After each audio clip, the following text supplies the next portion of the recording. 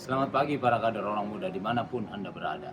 Saat ini saya berada di gereja Santa Maria Fatima Sragen, Keuskupan Agung Semarang, sekitar 140 kilo dari kota Semarang. Judul dari materi kita hari ini adalah keputusan untuk mendelegasikan. Aku telah meninggalkan engkau di kereta dengan maksud ini, supaya engkau mengatur apa yang masih perlu diatur, dan supaya engkau menetapkan penatua-penatua di setiap kota, seperti yang telah kupesankan kepadamu. Dari surat Rasul Paulus kepada Titus, bab 1 ayat 5. Para kader yang saya banggakan, salah satu kesalahan yang sering dibuat pelatih adalah salah menilai level pemain. Kalau pemimpin tidak bekerja sama dengan masing-masing pemain sesuai dengan tahap perkembangannya, pemain itu tidak akan berkembang, sukses, dan menghasilkan sesuatu. Menurut konsultan manajemen Ken Blanchard, semua anggota tim bisa terbagi ke dalam 4 kategori sesuai dengan tipe kepemimpinan yang mereka butuhkan. Mari kita pelajari 4 kategori ini.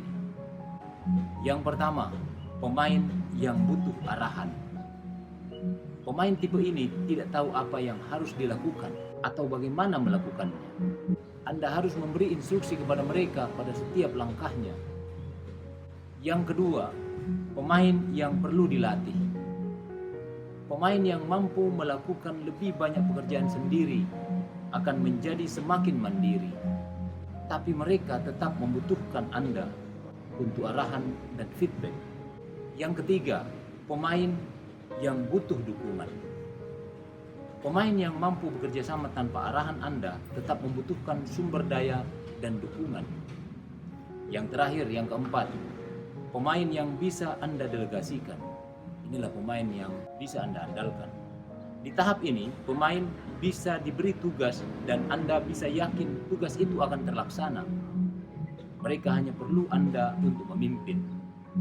Berikan mereka visi di pintu depan dan akuntabilitas di pintu belakang, dan mereka akan melipat gandakan usaha Anda untuk sukses. Para kader yang saya banggakan, 4 kategori ini harus kita kenali betul dalam kelompok kita. Ada pemain yang masih butuh sekali arahan, belum bisa diandalkan sama sekali. Ada pemain yang masih perlu dilatih, sedikit lebih maju. Ada pemain yang masih butuh dukungan. Para kader yang saya banggakan, 4 kategori ini mesti kita kenali betul dalam kelompok kita. Ada pemain yang masih butuh arahan. Kemudian ada pemain yang perlu dilatih. Kemudian lebih maju lagi ada pemain yang masih butuh dukungan. Dan ada pemain dalam kategori keempat. Pemain-pemain ini adalah pemain yang bisa Anda delegasikan. Mereka lah yang bisa Anda andalkan. Kepada mereka Anda bisa mempercayakan suatu tugas dan mereka akan melaksanakannya dengan baik dan berbuah. Para kader, pertanyaan kita hari ini, bisakah Anda mengenali tipe-tipe pemain ini dalam kelompok Anda? Selamat belajar dan berlatih.